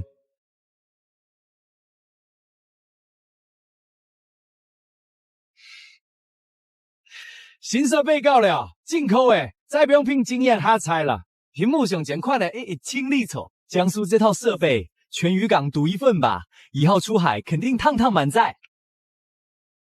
亲自是我准无修好，现在我设备到位啦，该回来物件倒回头来。明天潮水有变化，南交口外围会出现一股小型暗流，流量不大，但方向变化很快，仪器测不出来，只能看海面的波纹相判断。你们去告诉村里的渔船，明天上午到中午不要往南交口东侧走，所有船都靠西侧航道进出。如果已经出海的，让他们提前2小时返航。明白？我这就去通知。鱼仔，叔父那边要不要也通知一声？你通知码头所有船主，名单上有谁就通知谁，他收不收到是他的事。现在潮水有点不上，南边那片浪有点乱。屏幕上现在没有路荒耶，这片海我比你小。中礁了，准大有物件了。按照呢，屏幕新闻显示。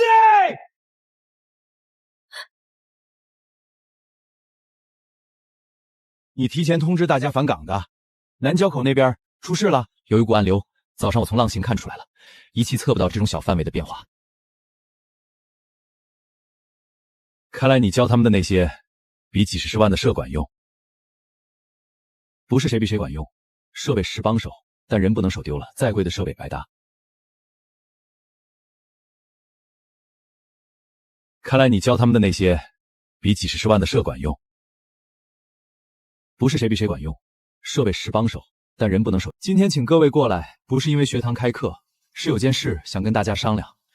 近海的渔获量这2年明显在降，大黄鱼的成鱼越捕越少，东星斑的个头也越来越小。再这么下去，不用5年，这片海就没什么好捕的了。你说的我们都懂，可我们这些小船小户，船小人手少，不跟着大船队那边给价压得低，我们也没别的销路，只能认。年初我捕了一批石斑，品相很好，他给的价比去年还低2成，说不要就拉倒，后面排着队有人卖，我能怎么办？所以我想散户抱抱团，统一出海分件，统一走货，不靠他江振峰，我们自己的船自己统一调配，统一跟商户谈价格。统一走货，谁来谈？谁来管？我来谈，规矩提前定好，什么季节捕什么鱼，哪片海域不能下网，又要放回海里，这些不是我说的，是海说的。我们现在的捕法是在透支子孙后代的饭碗。我跟着一仔出过海，他说的暗流、宣示、渔汛，没有一次是错的。他愿意带着我们走规矩，我信得过。那渔船怎么统一调配？谁的船去远海，谁的船跑近海，听谁的？按船的大小和吨位分，远海域大货大船去，近海的小网渔具小船来，轮轮出海，保证每家都有活干，有货出。以前大家各干各嘞，陪江振华一个压价，双压包标。暂有人怀疑大家拢搞正是好事，恁站去掂量，是继续被压价多好，还是自己报运气好？鱼仔，算我一个。我那条船虽然小，但近海跑得勤，你说往哪儿开我就往哪儿开。也算我一个，我也是。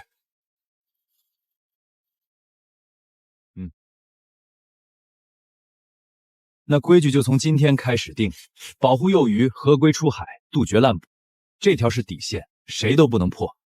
捕完这片海，还得留给下一辈人捕。规矩就从今天开始定，保护幼鱼，合规出海，杜绝滥捕，这条是底线，谁都不能破。捕完这片海，还得留给下一辈人捕。各位，从今天起，普通渔获我按市场价上浮议承收，有多少要多少，现金结账，不欠款，不压价。上浮议承？赵老板，你说的真的？我赵万山做生意向来信守承诺，江镇海的船队也归我收，统一走货。你们散户愿意跟的，一样待遇。你们怎么看？赵万山那边给价比周老板那边高了1成，现金结账，不拖不欠。可赵万山之前跟江镇海是一伙的，他转头收3户的货，能有什么好事？话是这么说，可咱们这趟出海，油钱网钱投进去了，要是卖不上价，亏的就是实打实的本钱。鱼仔那边怎么说？互助组的货统一走周老板，价是定的，不会变。可赵万山那边给的高1成，一家一户差不了多少，10户8户加起来，可就是不少钱。赵万山那边动作很快。今天上午已经有6户小户把货卖给他了，他就是抢货堵路，想把你的货源切断。那些平时走货就不太稳定，谁给价高就卖给谁，他们动摇不奇怪。赵万山的高价能撑几天？他收上去的那些普通渔猎往哪儿卖？周边市场早就饱和了，他收的越多，亏的越多。他不是在打压我，是在给他自己挖坑。赵万山的高价能撑几天？他收上去的那些普通渔猎往哪儿卖？周边市场早就饱和了，他收的越多，亏的越多。他不是在打压我，是在给他自己挖坑。今天还是往黑楼湾外围走，那片海域最近浪不太稳，不去黑楼湾。今天往西走，有一条深水暗沟，水流急，但是底下有东西。西边的深水暗沟，我从来没听人提过，那地方有鱼？有，季节性鱼群，每年这个时候会从水区往近海回游，经过那条暗沟停留几天，过了这几天就没了。那就走，你带路。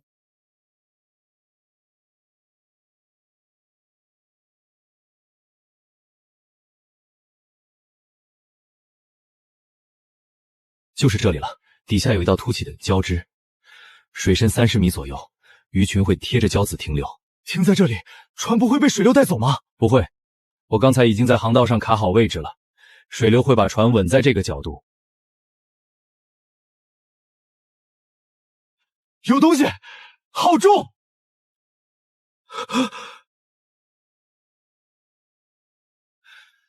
全是好货，老鼠斑我一年都见到几条。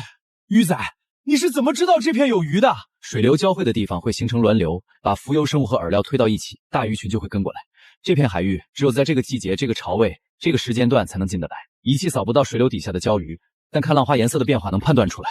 我记住了，老鼠斑、红斑、东星斑，全是市面上不太好找的货。这批货至少比普通货高1倍价。赵兰山那边还在按市场价收普通鱼货，对，今天又收了散户的货，都是大黄鱼和鲳鱼。他那边的车还在码头装货，他那边有多少普通货，这边就有多少高端货。他压价扫货，抢的是大众市场，我走的是稀有货，他抢不到。他现在收的越多，亏的越多。普通货的市场上架，他撑不住太久。他那边有多少普通货，这边就有多少高端货。他压价扫货，抢的是大众市场，我走的是稀有货，他抢不到。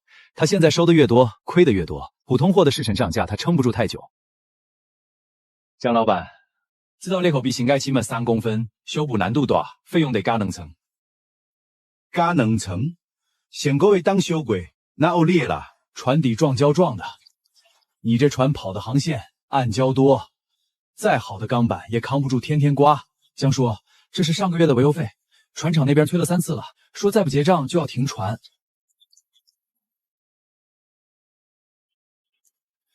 知道了，先放着，过2天再说。江叔，上个月的工资也拖了半个月了，兄弟们家里都在等钱用。江老板，这批货比周明远那边差太多了，我只能按第一档的价收。你要最后觉得合适，我再看看别家的。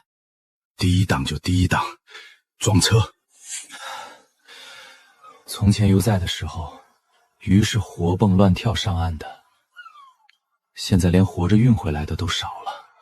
上个月的工资还没发，今天商贩又压了一档价，这船还怎么跑？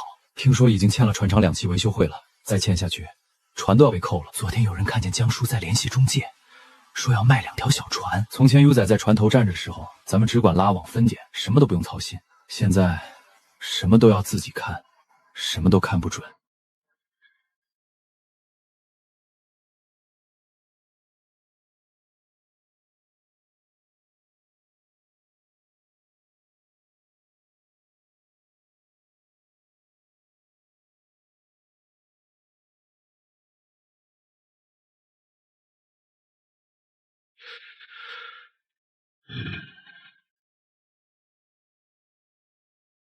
账面上的收支将近20万，没有对应的支出凭证。这笔钱去哪儿了？逃账上写的是设备维修，但维修单据对不上，日期、金额、经上人都有出入。村里账务这些年一直是江富国在管，他签字经手的单子最多，要不要把他叫过来当面问？曾海哥，上面来人了，你们正在查账，黑笔1些万的缺口对不上。你慌什么？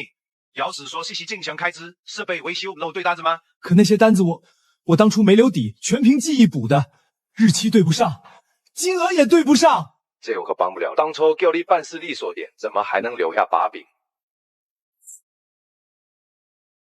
账本都在这里，正本、假账、改过的、补填的，全都在。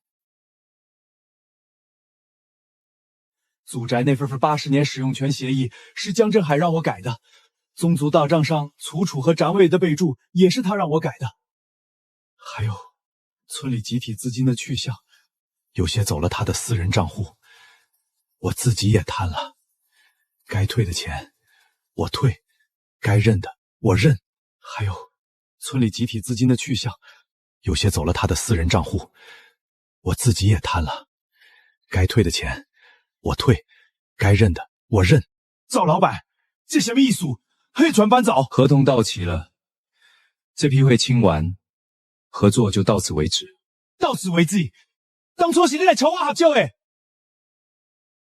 你说这点干倒僵硬，现在我这判。江老板，做生意不是交朋友。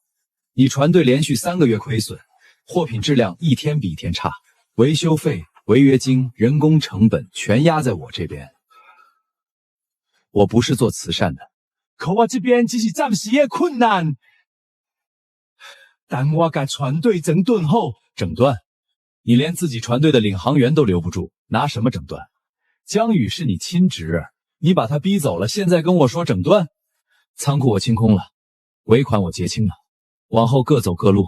江老板，好自为之。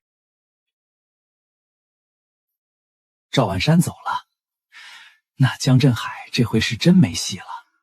赵万山的冷库今天上午全部清清，人已经离开渔港了，他走得干净利落，连跟江振海打招呼都是搬完货才说的。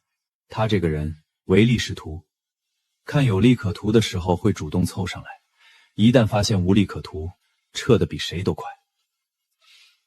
他撤了，江振海就彻底没有外力可借了。当初他进渔港的时候声势多大，现在走的时候连个送的人都没有。他这个人唯利是图，看有利可图的时候会主动凑上来，一旦发现无利可图，撤得比谁都快。他撤了，江振海就彻底没有外力可借了。当初他进渔港的时候声势多大，现在走的时候连个送的人都没有。经多和江富固在担任村会计期间，多次篡改宗族产权坛账，伪造协议，挪用村级集体资，以上行为查证属实，本人供认不讳。村委决定撤销江富国村会计职务，退还其10年内违规所得全部款项，终身不得担任村级任何职务。以前他管账的时候，村里修码头的钱拖了半年，他自家倒是新盖了偏房，现在全吐出来了，连职务都没了，20年白干。干了20年会计，到头来会再改以求利。富国，你还有什么样说嘞？我领该退的钱我已经交了，村内蛀虫已除，从今天起，去集账目由2方联合监督，定期公示，任何人不得私自动用集体资金，这是规矩。唉，人啊，站错几菜队，一比C就回不了头了。路是他自己选的，现在的结果他早就该想到。他当初对着江振海干海时阵，就冇想过自己的东窗事发。江振海迄种人，出老死得给推出去。他也不是完全无辜，这些都是他自己签字经手的，没人拿刀架在他脖子上逼他。你算该对的，肉是自己吃的。江振海迄种人，出老死得给推出去。他也不是完全无辜，这些都是他自己签字经手的，没人拿刀架在他脖子上逼他。你算该对的，肉是自己吃的。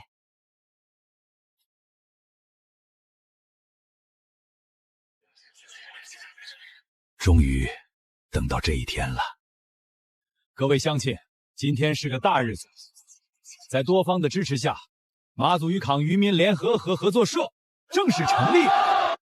合作社由江鱼担任理事长，统一收鱼，统一外销，统一规范出海。从今往后，大家不用再个人脸色卖鱼，不用担心，不用心是被压价、被克扣。合作社的规矩就是保障每一个渔民的收益。听见没有？统一收，统一卖，再也不用被那种人拿捏了。好啊，早该这样了。老江，你饲了个好猴子啊！是以自己争气。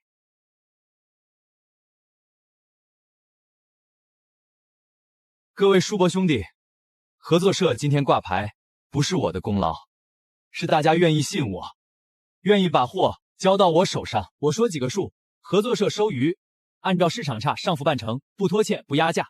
每季度利润扣除运营成本之后，按各家客户的出船量分红。作为代表，我在这里表个态：合作社的渔船全部纳入近海安全管理系统，定期组织安全培训，合规出海。大黄鱼上浮半成，石斑上浮1成。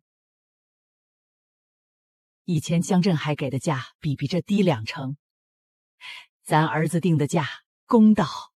他定的不只是价，是规矩。有了规矩，大家就不用看人脸色了。恁的2口啦，今天应该好好光兴光呀，高兴，这辈子最高兴的一天。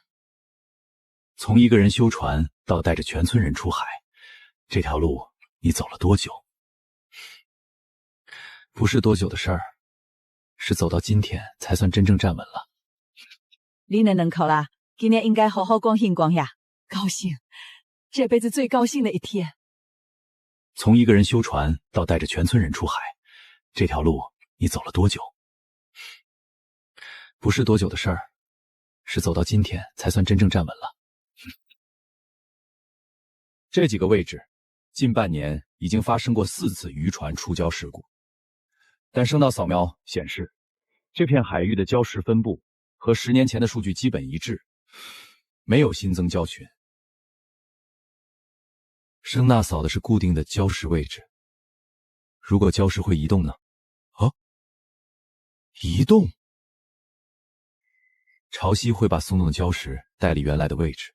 这片海域的潮差很大，每年春夏2季，水下礁石会跟着潮势往不同方向漂移几米到10几米不等。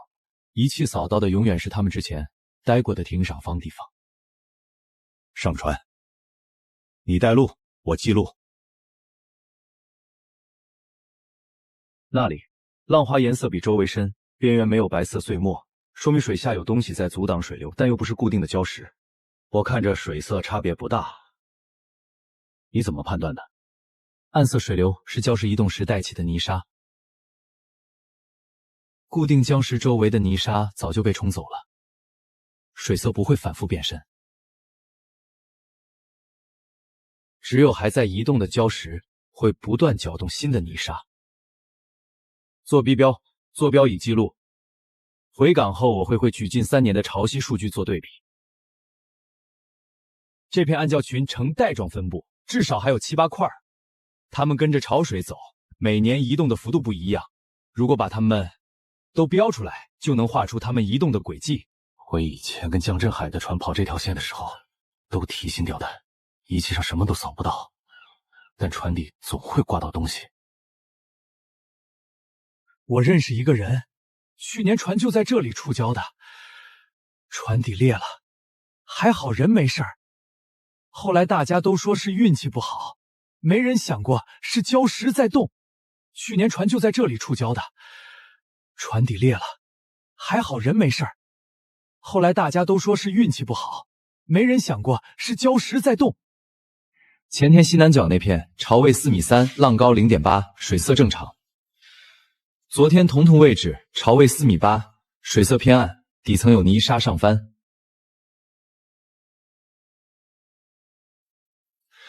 潮位差半米，礁石的暴露程度就不一样。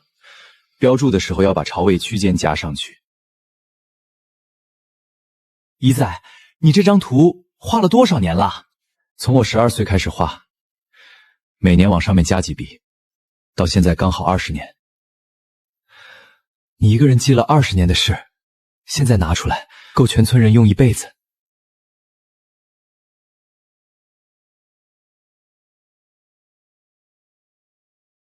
你这份图上的暗礁标注比我们手里的数据多了将近1倍，而且你标注的是动态位置，不是固定坐标。固定坐标没用，暗礁会动，潮位会变，只有把时间段和潮位区间一起标上去，才能判断什么时候能走，什么时候不能走。把这份图扫描存档，分3个版本：电子版、纸质印刷版、缩印口袋版。电子版接入近海导航系统，纸质版分发到每条渔船，口袋版随身带。明白，我这就去处理。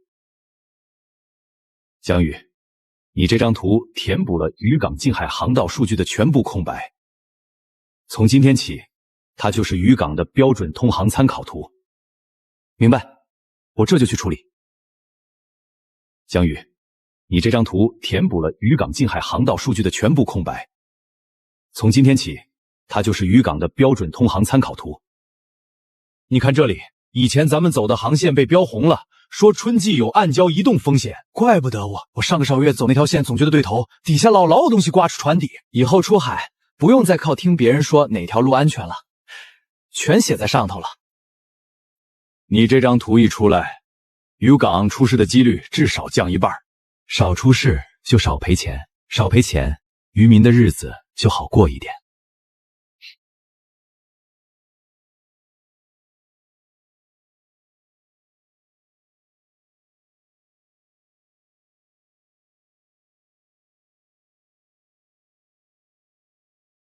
鱼仔，今天天气还行，要出海？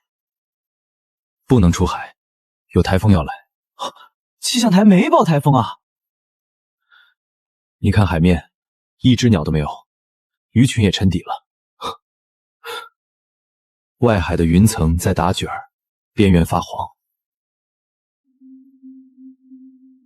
按照经验，这种天象出现之后，48小时之内必有台风过境。具体路线应该是从东南方向压过来，穿过渔港外围，不会正面上岸，但风浪够大。你确定？确定。你现在去通知码头所有人，所有渔船全部加固缆绳，船头朝向风口，甲板上的东西全部收进船舱，岸上的渔筐渔网全部搬进仓库，用防水布盖好。鱼市那边暂停2天，叫商化自己都做好准备。我这就去通知各家各户。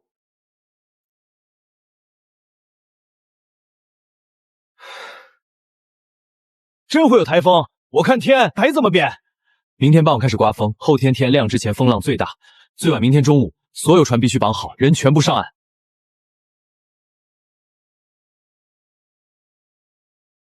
进来想住乡吧？你是不是偶尔看台风诶？12岁那年，我爸教我的。那年有一场台风，他提前2天说的，没人信。后来风来了，村里的船毁了3艘。这次大概东信里了。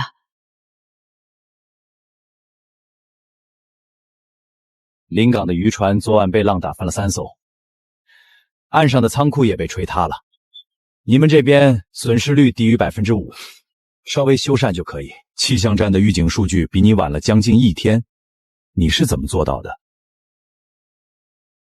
看海鸟，看鱼群，看云层的走向和颜色，这些东西比仪器早。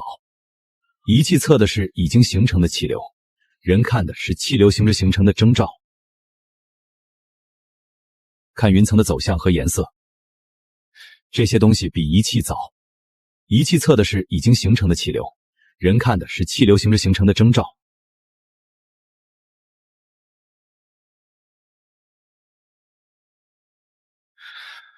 码头修缮翻新完，接下来是哪儿？祭祀广场的地面要重新铺，妈祖庙的屋檐也要修。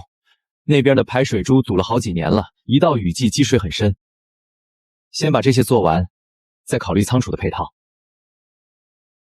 鱼仔，祭祀广场的尺寸我量过了，长28米，宽16米，铺砖的话需要大概450平，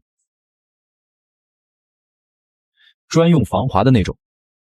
渔船靠岸的人脚上带水，走上去不能滑。颜色用深灰，和妈祖庙的墙面色调搭。行，我去跟供应商谈。这庙的屋檐，从我嫁过来2年就开始漏水了，30多年了，今年总算有人修了。排水槽重新接了，瓦片也换了新的，以后下雨天不会漏了。里面也收拾过了，供台重新上了一层漆，香案也擦干净了。以后上香的人进来看着也敞亮。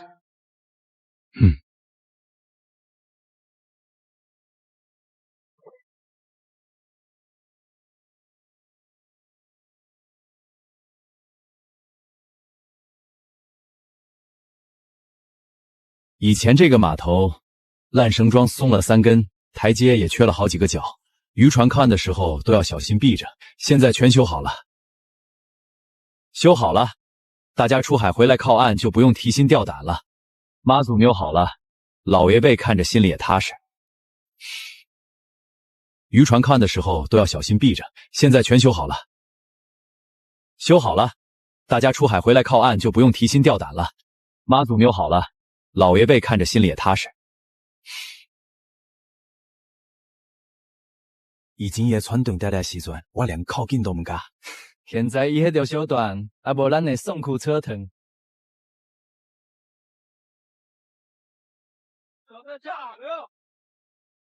以前这儿停着大船的时候，码头半边都是他的，走过去都得绕道。现在一条小船往那一搁，连个收渔费的人都不愿意多看一下。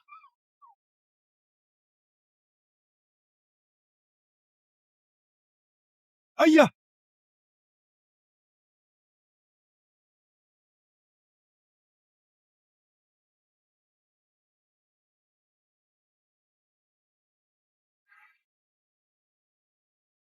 以前伊坐在船舱里听官方后，现在伊大家一筐一筐拎，连个大别虚伪狼都不好。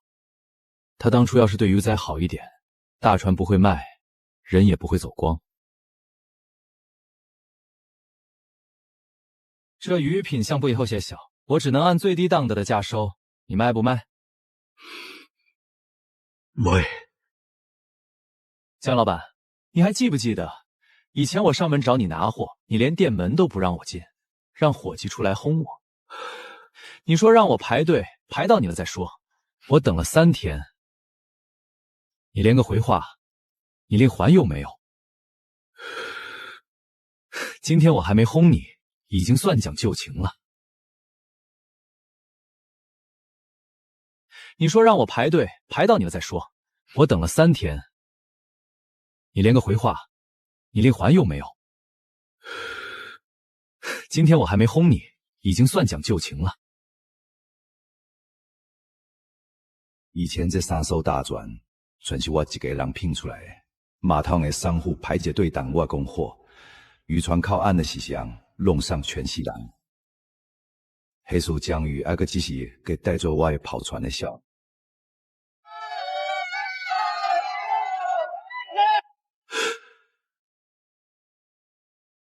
禁渔区，那片海没人敢去，但我不信命，只要一网就够了。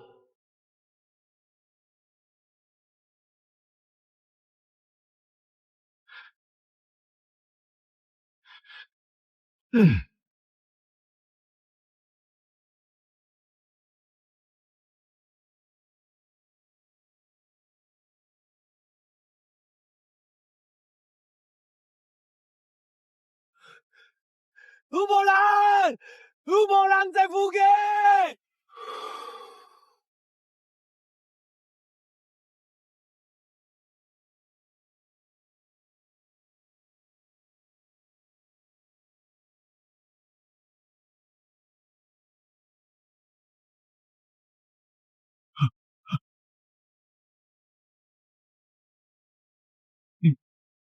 你为什么来救我？我救你，阮之间没有任何你值得我救的情分，只是不想有人出事，让大家慌乱。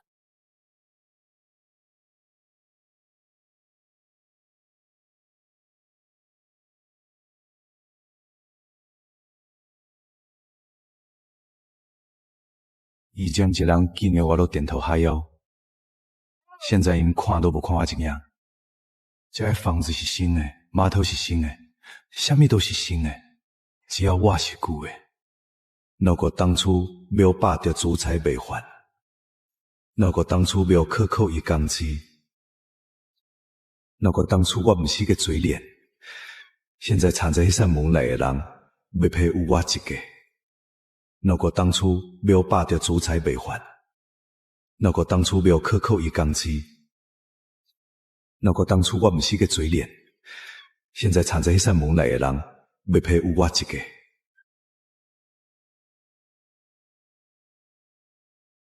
来靠可怜呗，专门偷步路倒来的事，谁人知？今天我来，不是来学什么的，是来认错的。我霸占主宰10年，克扣船光工资，勾结赵万山垄断渔港，篡改产权台账，这就是我做的。我认，我不该把欧亚几个比较追落，其实我亲自拿。克扣工资？你克扣了我们多少年？要不是伊啊，我们现在在给你背干活。大哥、少主，我对不起您，您给地手交给我，是信我。我辜负了您的信任。你让村会计改头账的时候，想过被发现的后果吗？你跑的时候倒挺快，留他一个人顶罪。我不求你原谅，我知呀，我无资格，我只求你让村人知呀。我以前做的坏事，我认。你刚才说海话，是真心认错，还是走投无路没得选？没得选是真，认错也是真，这两个无矛盾。你霸占主宰10年的初代采访的人，你克扣工钱是罪，想过海外处员的在蛋金未比嘛？你勾结我机构人权起嘴，是真心实做，还是坏话言都散口气了？你说你认错，行，但你总归认错，这个也无老人欠你一句。你的事，村里的人会记得。你以后怎么活，是你自己的事。一个人走到今天这一步，自己选的。行，但你总归认错，这个也无老人欠你一句。你的事，村里的人会记得。你以后怎么活，是你自己的事。一个人走到今天这一步，自己选的。平均指数上个月出货量比去年同期翻了1倍，散户的单户收入平均涨了60%左右，60%还是少了。等仓储配套全部弄完，冷链跟上来，还能再涨。以前你叔父在的时候，散户被压价压得年年亏钱，现在翻倍了，你还觉得不够？不是我觉得不够，是渔民觉得够了就不往前走了，不能让他们觉得够了。有呀，你这排公平的钱是合作出的。妈祖庙的日常维护跟祭祀用品，要都经合作所的公坏价，别告护这臭分子了。以前到年秋季。刚好凑钱凑亏钱，有人出队了不高兴，有人出节后听人讲，以后别凑了，这是办的踏实。庙修好了，路修宽不老了，船也多了。恁爷那是连看得进码头。以前这个时候靠岸，心里先算的是今天这趟能不能回本，现在不用算了，反正有合作说兜底。我上个月的收入比我前跟着江振海跑时候多了1倍，我妈都不信。多归多，别乱花，攒着，以后这日子还长着呢。是以后的好日子还长着。心里先算的是今天这趟能不能回本，现在不用算了。反正有合作说兜底，我上个月的收入比我前跟着江振海跑时候多了1倍，我妈都不信。多归多，别乱花，攒着，以后这日子还长着呢。是以后的好日子还长着。各位乡亲，又到一年秋季，这一年合作社全年渔获总量比去年增长了40%，冷链仓储正式投入使用，近海航道零事故，妈祖保佑，渔港平安。多亏了鱼仔好样的！另外，妈祖庙被正式列入市级文物保护名录，以后咱们的庙不光自己拜，别人也要来看来学。鱼仔，去年这时候，咱还在发愁炼厂厨的预算，现在已经开始谈外省订单了，那是大家一块干出来的。外省的2个订单已经签了，下个月开始出货，价格比本地市场高2成。鱼仔，我堂哥隔壁镇开餐馆的，说想要咱们合作社的供货，问能不能长期合作。让他写个申请，按合作社流程走就行。你爷爷在的时候说，渔港的根不在码头，不在船，在妈祖庙，庙在，根就在。你爷爷要是看见今天这场面，该笑出声了。庙修好了，路也通了，以后还会有更多人回来。